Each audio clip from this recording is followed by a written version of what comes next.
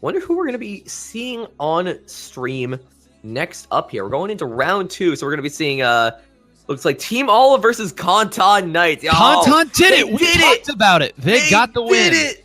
But boys, oh my gosh, I'm so mad I'm not going to be able to commentate that. I'm going to be switching off for Walkie.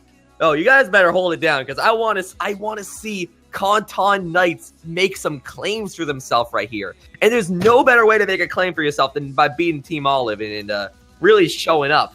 Oh my gosh. But that being said, I will hand it over to Walkie so we can discuss this matchup a little bit further. Walkie, are you there?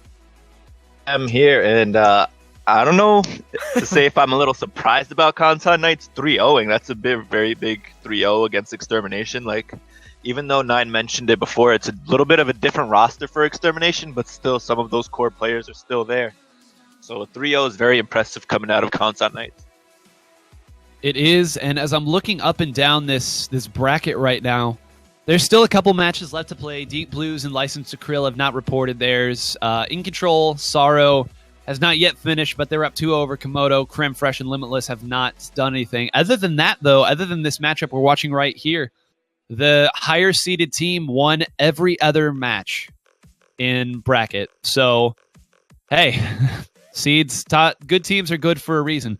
But give me your take on that last set. We talked a little bit about how there was some mixed execution on pushes, but I feel like the story goes a little deeper than that. So try to break it down for us.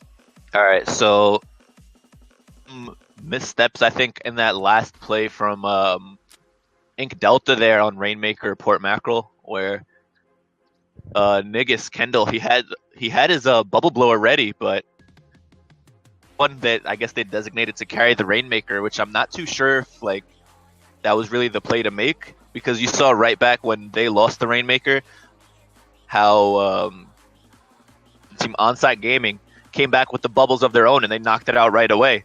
So I think maybe even if like I guess Kendall, he's the main Rainmaker carrier for the game, someone needs to make the shot call that he has special. It's a good pushing special. Bubbles, you know, definitely can, I guess, zone out the enemy, and someone had to make the call that he's not going to be the Rainmaker carrier for that one push.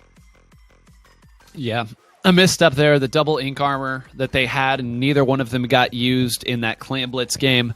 They had 2 balls there. They had 2 of them, and neither of those ink armors got deployed. So, just some coordination things. Like you said, the call that needs to be made about who's doing what, who's carrying, who's popping first. Just, you know, a couple missteps that On-Site Gaming clearly didn't have. But here's a mountain to climb. Køntøn Knights got the 3-0 over Extermination, but this is a different animal altogether. Yeah. Team Olive, I guess, about as big as they come, really. Top team, top 2, top 3, somewhere around there. They're listed as 3 here today. They did lose in their Ludi set earlier, 5-1 to Ethereal, which I think is kind of surprising for most. No offense to Køntøn Knight, but they're not Ethereal yet.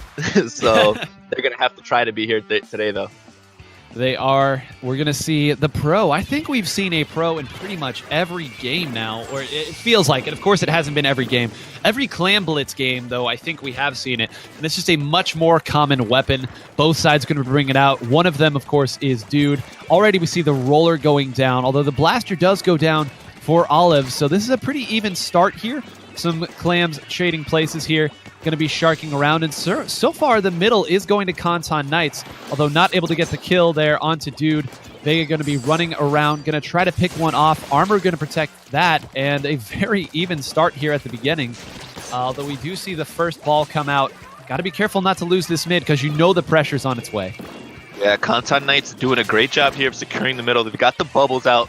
Vegas throwing ahead that Poison Mist, trying to get somebody like team is, gets a lot of clams off to the side here, but while they're getting these clams, Olive seems to have gotten back mid.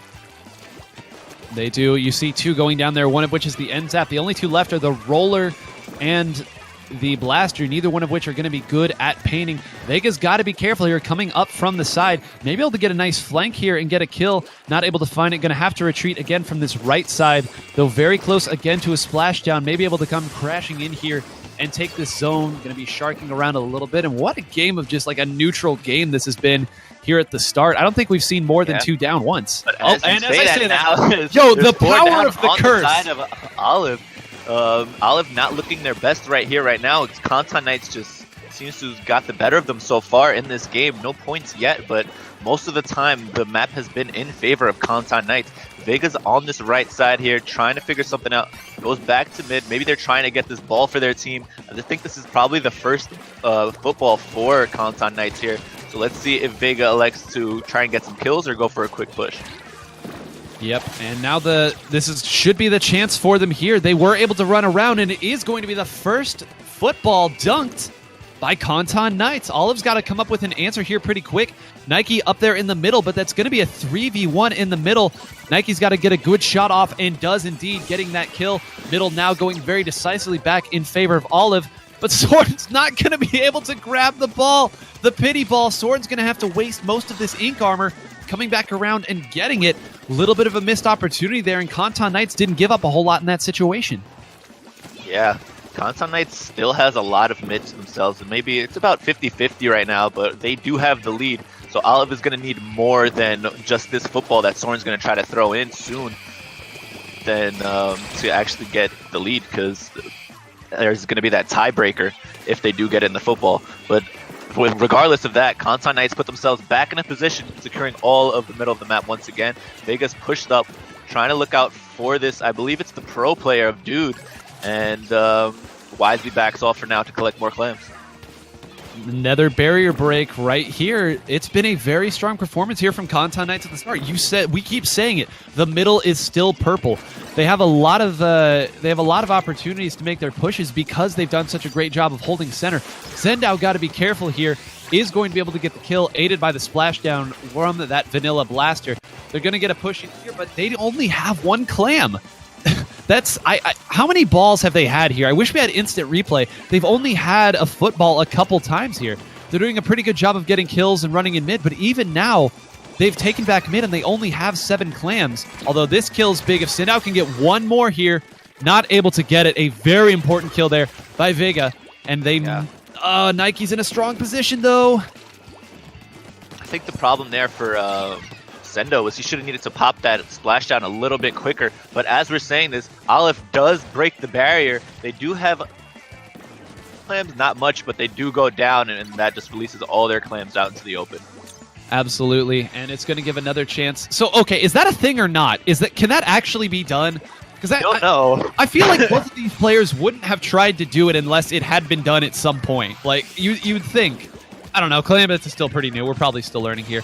But another football means that they're going to have to shift pressure over to the football carrier. And with just 30 seconds left, they did it. They did what they needed to do here. Soren's going to be pivoting around here. Alex, you see, waiting back here to Shark, and Alex gets maybe the most important kill of the match. Going to try to run away here. Not able to get the second one. And if they get 1 more clam in, they might do it. Nike going to go down, though. I think that's it. Nike was the last player. Definitely the game. Wipe.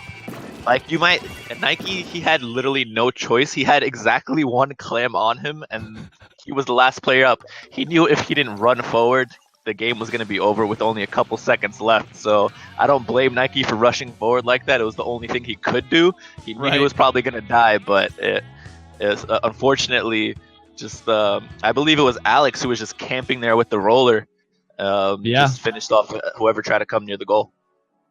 Alex doing a great job going back there. As soon as Alex went back, it's like, all right, this is all the eggs are in the basket, or all the clams in the basket, as the case may be. If Alex had missed that, there were 2 people rushing right out, one of which had a football, and the other of which I believe was Dude. Would have gotten swept up very quickly, and I think Dude still had some clams as well, and you know that Nike was waiting back there with another clam to get the lead. So that kill, you hate to put it on 1 kill winning the match for them, because they played that entire match really well, but Alex had to have that. Sometimes you just got to make the play. Alex did make the play. Game 1 going to Køntøn Knights over Olive. They're not ethereal, but maybe they don't need to be. Yeah.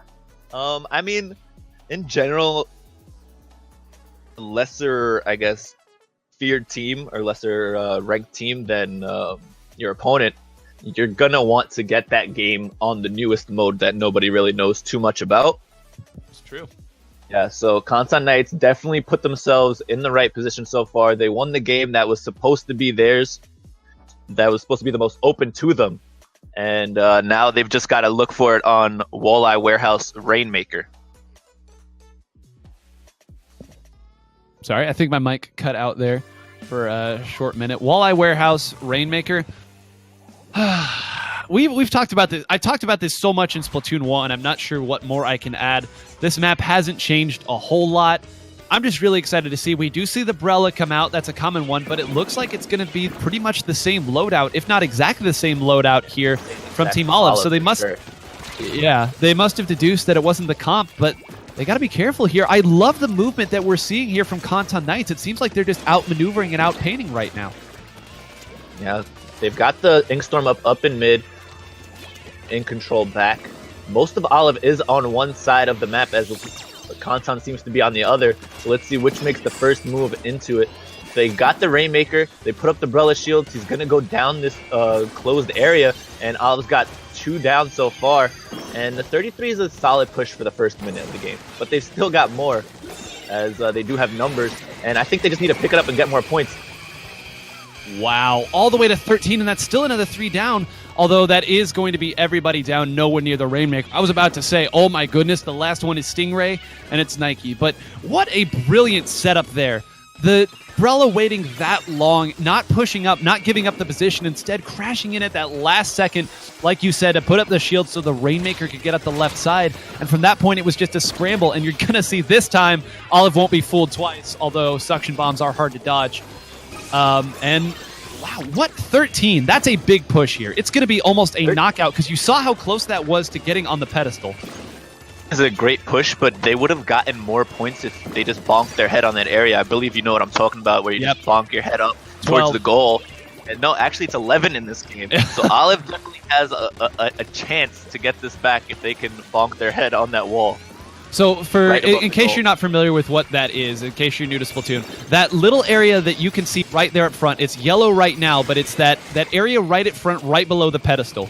If you swim up to that with the Rainmaker and you knock your head on the top there, or bonk your head, as Waki so eloquently put it, you will get to 11 points in this game. It used to be 12. And that means that the next opponent who gets there and tries that they'll get to 11 as well, but they won't get the point because the tie goes to whoever got there first. So the fact that Olive can still do that right now is actually huge, because getting up that ramp is very difficult. Bonking your head there is not as difficult. So that is what we are referring to right there, as Soren wins a nice 1v1. It's a very clutch 1v1 here to try and get something back here. But I think the roller is just zoning him out with those Soren a little overextend. Oh, Alex again getting the splashdown of Sendo there. And Alex just looking perfect right now for his team. Yeah, Alex Nike once again getting taken out here.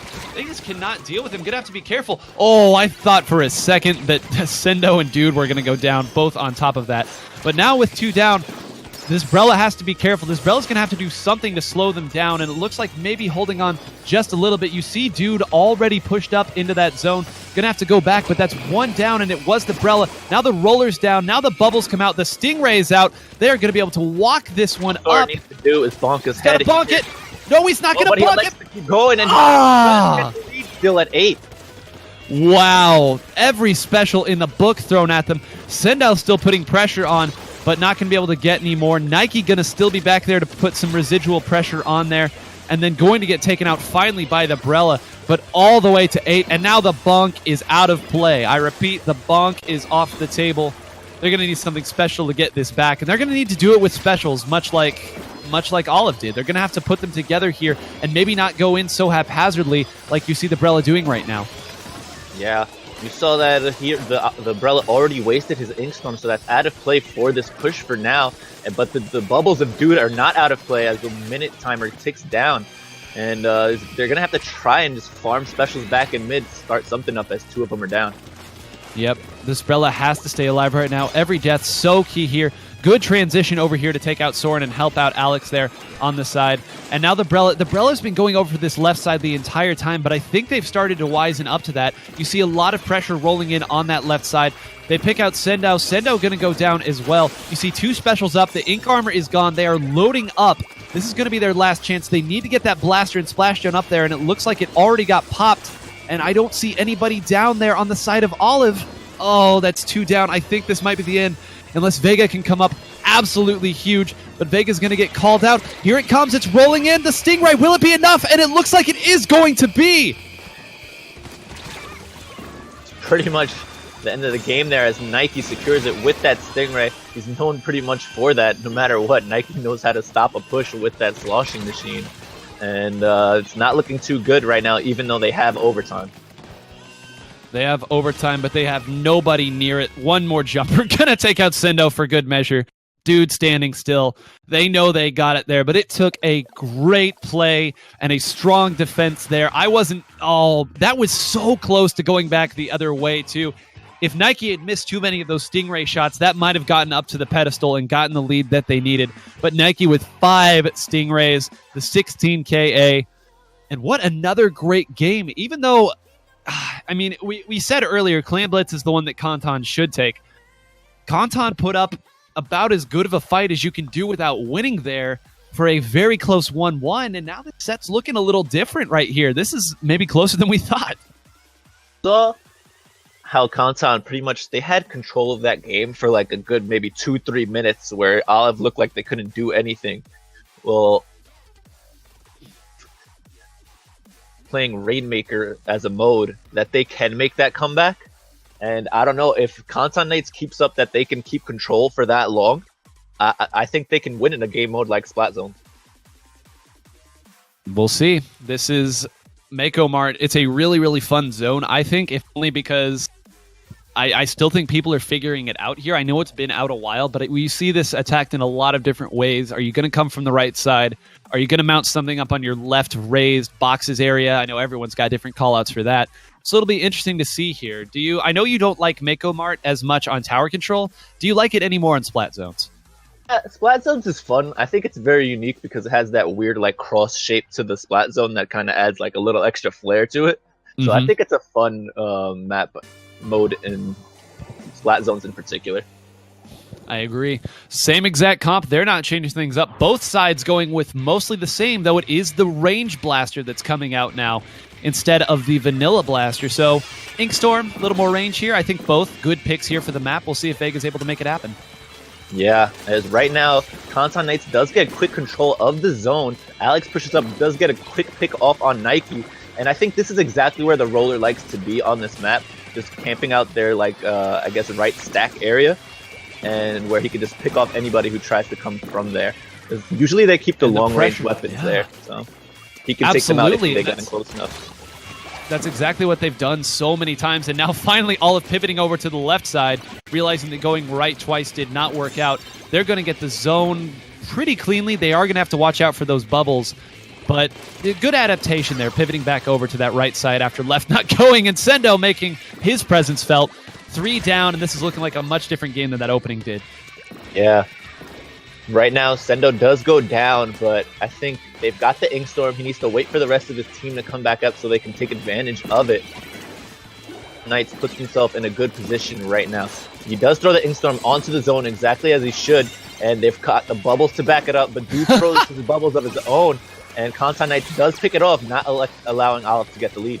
That's just hilarious. They didn't shoot a single shot at that zone. That was Bubbles and Inkstorm that took the whole thing. And now, again, they're putting their pressure on the right side as well. But Sendo going to stuff it, going to take out 2, get taken out, but does take out the 2 that he needed to take out. Now you're going to see the NZAP trying to go back, but just too much pressure. And now this is starting to look a little bit more like the Olive we know. Lots of slaying, lots of pressure, movement around. They are going to take the lead as well. I don't know, what do you think Køntøn needs to do here? They had such great control, but they've been struggling to get back to the middle since. They just popped the Inkstorm. I think he should have waited for his teammate to get those bubbles. They do combo it up with the splashdown though. Quickly cap the zone, but he puts himself in a bad position where Soren just picks him up. Soren looking for another. He gets it on the roller of Alex, and Soren's just executing perfectly right now in the zone, caps it for his team, and I think Soren just put his team in a perfect position to win this game. Absolutely. Great movement around that left side. And it's one of the reasons I love this map so much is you never know where the threat's coming from. Sometimes that's infuriating, but sometimes it's you, and you get the easiest triple that you ever could. Alex going and getting another kill there, important. That's going to be 3 down, so they do get the zone back here. Now, where do they position themselves? I think this is the turning point of the match. If they are able to position themselves and pick them off slowly, one by one, push back some of the specials that you know are going to be coming out, this may be what they need to get the win. They've seen 2 on the left side. They have to put some pressure over here, knowing that it's coming. And Alex is going to go down. Can they get this threat on the left side before it's able to go further? They do get 1, but Sendo's got to go down too. Sendo does go down, but they lose the zone in the process. After such good defense, it looks like Dude was the one who came back and just shot that zone all the way down. They got control, but the penalty's back on as well. And man, it seemed like they finally had things working, but just too much pressure coming in on the zone. Yeah, I think it's just that positioning, like you said. I think when Køntøn gets the zone, they need to position themselves better. I don't know how I feel about Alex holding down the left area he keeps going to. He was doing very well on the right side. I think he needs to stick to that. And Dude somehow gets 2 with the popping of his bubbles there, and it's not looking too good right now for Køntøn Knights. No, not looking too good. Dude gonna sit back up here. And I like what you said about, they have a range blaster, and I do feel like the range blaster could have been the better pick on that left side. You see 2 more of them going down. The Stingray coming up.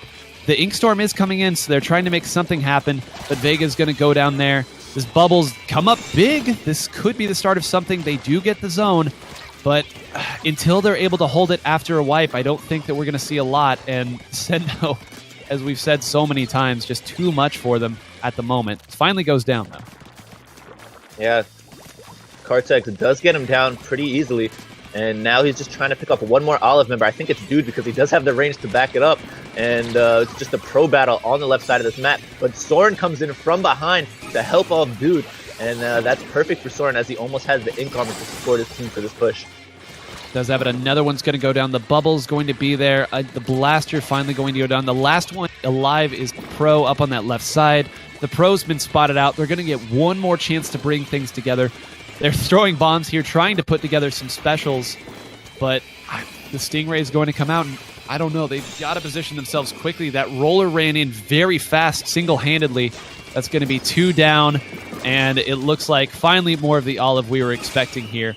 A very, very strong game, knocking it out just before time runs out. But even though that went away, after that very first opening, you got the sense that Køntøn Knights really didn't have a way back in. Yeah, Køntøn Knights, they played Splatoon about as well as you could. They knew that they needed the specials to help themselves get back in. They always try to pair them together, which is what you're supposed to do. But after those special uses, they didn't really have the right positioning. As you mentioned, I was thinking the exact same thing. They should have left Alex with the roller on the right side. He was doing well there, and they left the range blaster on the left because the range blaster, could kind of shoot over that little elevated area that Dude and Soren kept going back to. So I think they should have left that for the range blaster, and they would have been in a way better position. Manta Maria here, tower control. I would not surprise me whatsoever if we see the range blaster come out from both. Sendo and Vega continue to use it. The range blaster, a very strong pick here. But I'll be interested in seeing, do you think Olive is going to switch up their comp whatsoever? They've clearly hit their stride here. And I think all the weapons they use are fine weapons. I think that's the way Olive plays the game, is they look for whatever the strongest weapons they think each of them can use are, and that they stick to that. So they've all got what they want. They've got Nike on the sloshing machine, who's probably going to come out because it's tower control. Dude is pretty much only playing the Forge Pro because it's really good now. And then it pretty much comes down to if Sendo wants to play a blaster or NZAP, and it's tower control, so I guess he's electing for the blaster. Yep, it makes a lot of sense here. We're going to see the Brella coming back out here. We saw the Brella make some really strong plays there in that Walleye Warehouse game. Going to see 3 of them going to the top of your screen right now. Very interesting. The one that's in the middle going to have a heck of a time. Does manage to escape somehow. Sees one coming behind this left flank. Going to try to address it and not able to. Okay, gets the assist. Somebody else came over and rotated. Got to be careful with these bubbles, though. All of them staying alive. 2 down here for Olive. It looks like the first push, as small as it might end up being, is going to go to Køntøn Knights. Got some good control. Alex did secure the mid for themselves, and hopefully they can get the specials to back it up soon to continue this push. And Dennis just Stingray. Hopefully he can find himself here and push forward to help the rest of the team. They've done an immaculate job of not dying. Sometimes we make this game sound so complicated, but if you're not dying, you're probably winning. They're going to move it past this first checkpoint here. Another 2 going down. If they can take care of the blaster right here, Sentel coming up so big there. Make no mistake about it, there were 3 people near tower, and all of them were alive. Finally going to go down, but Alex is now going to have to make this happen himself. Takes out Dude, though, and now another one going to come in, and they're going to get no more. Okay, 1 more point out of that, but Sentel kept that from going to the second checkpoint there. A very clutch moment that he needed to make happen. Very, very clutch from Sendo there. It's not easy to get 3 shots with the blaster onto someone who's using ink armor, because you're going to need that extra shot to break the ink armor, and Sendo just played that perfectly, not allowing the end tap to hit him back. And then we saw Alex get the double, but the rest of his Olive just stopped the push. Yep, but now another 3 down. Dude is the last one alive. Has the bubbles, though, so maybe able to delay this kind of single-handedly if they choose to use the bubbles right there. Gonna have to be careful, though. They see where it's at. Now the bubbles come up, but they're very high, though. They aren't in the direction of the tower. We'll see if that comes and ends up biting them. The Brella going to come around here at the back. Has ink armor. This is a great-looking position, but it looks like there was too much pressure up there at the top of the screen. This flank isn't really going to amount to much. Going to have to go back in the mid, so to not surrender it. But there's just too many guns in mid right now. And wow, what a great job by Olive there, choosing to put their resources at the top of the screen there. If they'd gone the wrong way there and fallen into that trap that the Brella had run, again, this is a razor's edge this match has been by, and Olive is just hanging on barely, and now it looks like they may be the ones taking the lead here if they take this last one out. They do get the last one there with Sendo's blaster, but I think the Brella there just executed poorly because they threw the Inkstorm in the direction that they were pushing, so Olive was obviously going to leave that spot. They were thinking what happened if with that flank there. So now everything's looking in favor of Olive. They do have the lead, and they continue to start pushing as Sendo's picking off player after player here. Picks off Alex, who was trying to camp, and they've only got the Brella up, and it seems like Dude and the rest of the team spot him out. Yep, splatted out. A couple more shots, and you're going to see another splashdown coming out here. It may not even amount to that, though, as they're getting down to the last checkpoint. Going to be flown through, and it's right here. Sendo going to shoot some bubbles here. Soren going to ride it to victory, but what? Give an inch, take a mile. That's the theme of that game. It looked like they had things going for them. Køntøn, like you said, clearly plays Splatoon very well, but just some mixed execution there. But you got the sense they were in every game, but there are levels to this. We got to say that.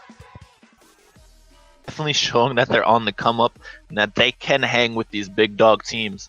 So I think just a little bit, more practice playing against these bigger name teams, which obviously is going to come as they keep playing so well in tournaments. So the more they keep playing, I think they can finally take more than just one game. But I think one game and a bunch of close games is definitely a good sign for Køntøn Knights. I think so too. Beating Extermination like they did in 3-0 fashion and then having some real good games there, that's a lot to build off of for them, for sure.